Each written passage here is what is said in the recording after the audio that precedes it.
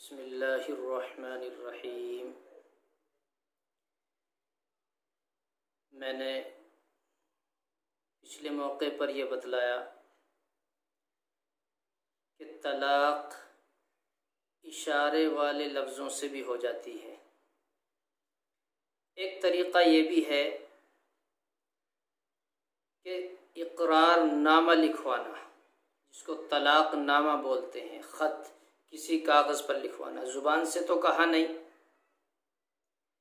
ज़ुबान से अल्फाज भी अदा नहीं किए, न लफ्ज़ सरीह और न किनाया, कोई से भी अल्फाज अदा नहीं किए, लेकिन एक ख़त लिखवाया, तलाक़ नामा लिखा गया, तो क्या इससे भी तलाक़ वाक़े हो जाती है या नहीं? गोया कि ये तीसरा तरीक़ा है तलाक़ देने का। अब इस बात को गौर से समझें। एक शख्स ने यूं कहा लिखने वाले से, कातिब से, कि तलाक़ नामा लिखो। अब उसने तलाक़ नामा लिख दिया, दस्तखत किए नहीं, तो क्या तलाक़ होगी या नहीं? इसका जवाब यह है कि जब तक दस्तखत न करेगा उस वक्त तक तलाक़ नहीं होगी।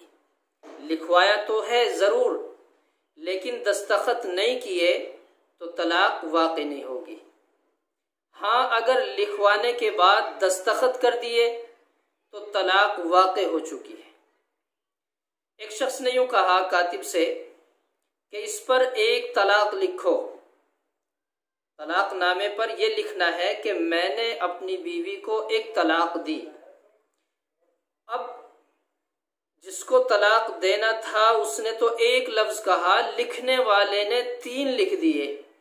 लिखने वाले ने तीनों तलाक़ लिख दी। अब उसने दस्तखत भी कर दिए, तो अब इसका क्या हुक्म है? अब शरीयत ये कहती है कि एक ही तलाक़ वाक़ई होगी, क्योंकि उसने एक ही तलाक़ का हुक्म दिया था। एक तलाक़ लिखने वाले ने गलती की है, एक तलाक़ मानी जाएगी और वो रुजू कर सकता है। और बाज़ हज़रात तलाक़ नामा लिखवा कर लाए और उससे ज़बरदस्ती अंगूठा लगवा दिया या दस्तखत करा दिए, तो इस सूरत में तलाक़ नहीं हो सकती, क्योंकि वो एग्री नहीं है, वो रज़ामंद नहीं है इस बात पर कि मैं तलाक़ दूं।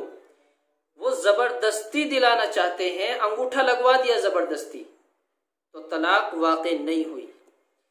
एक सूरत यह है कि तलाक़ नामा तो था, लेकिन उसको ये बतलाया कि ये ज़मीन के कागजात हैं या कोई और फार्म है, वो अनपढ़ है, वो जानता नहीं।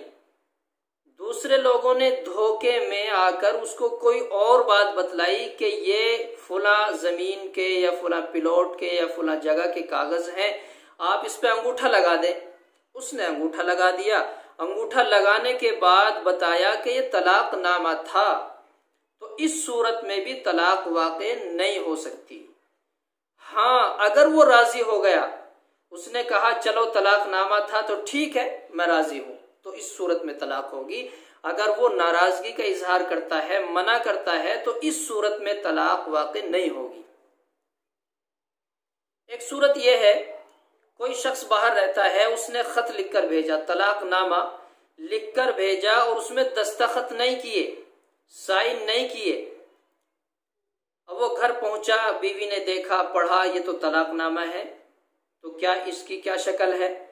इसकी शक्ल ये है कि तलाक़ वाक़ई उस सूरत में होगी जब वो शख्स इकरार करे कि मैंने साइन तो किए नहीं, लेकिन मैं राज़ी हूँ, ये तलाक़ नामा जो मैंने लिखा है या लिखवाया है, ये तलाक़ देने की नीयत से लिखवाया है, तो इस सूरत में तलाक़ वाक़ई होगी। और अगर इनकार करता है कि डराने के लिए मैंने ये काम किया है, तो तलाक़ वाक़ई नहीं होगी।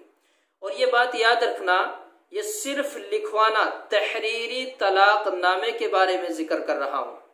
अल्फाज में कहना, जुबान से कहना या दीगर इशारे वाले अल्फाज हैं, वो इसमें नहीं है। ये सिर्फ तहरीर नामा है जो एक कलम से लिखा गया है। उसकी क्या क्या शक्लें हो सकती हैं, वो चंद शक्लें मैंने आप हज़रात के सामने बतला दी। इसके अलावा और भी हो सकती हैं, और भी है, मेरे जहन में जितनी थी मैंने बतला दी।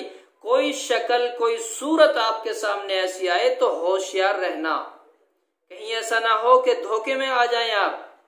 पहले आप तहकीक कर लें, ये कागज किस चीज का है, ये स्टाम्प पेपर कैसा है, ये किस बात का है। अंधे ना बने, बेखबर ना हो, जहालत का अपने सबूत पेश ना करें, किसी से तहकीक करा लें। आप जानते नहीं हैं तो किसी से बताएं, देखना ये कागज किस चीज का हो। कहीं ऐसा ना हो कि आपके साथ साजिशें चल रही हो, आपको तलाक दिलाना चाहते हो, आपको जुदा करना चाहते हो और बहाना लेकर आपको तलाक नामे पर दस्तखत करा दें, तो हो सकता है आपको रुसवाई का सामना करना पड़े। इसलिए बचना चाहिए इन बातों से, एहतियात करना चाहिए इन चीज़ों से। हर आदमी अपने आप को होशियारी का सबूत दे, अपने आप को ये जाहिर करे कि मैं हाँ समझदार हूँ, अक्लमंद हूँ, इसी तरह अंधी तकलीद में लगा हुआ नहीं हूँ। दूसरों की बातों में ना आए, अपने आप गौर करें, फिक्र करें।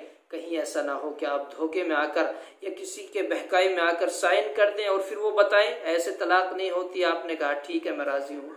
बहरे कैफ ये सारी बातें थीं जो जहन में आई, मैंने आपको बतला दी। अल्लाह समझ की अमल की तौफीक।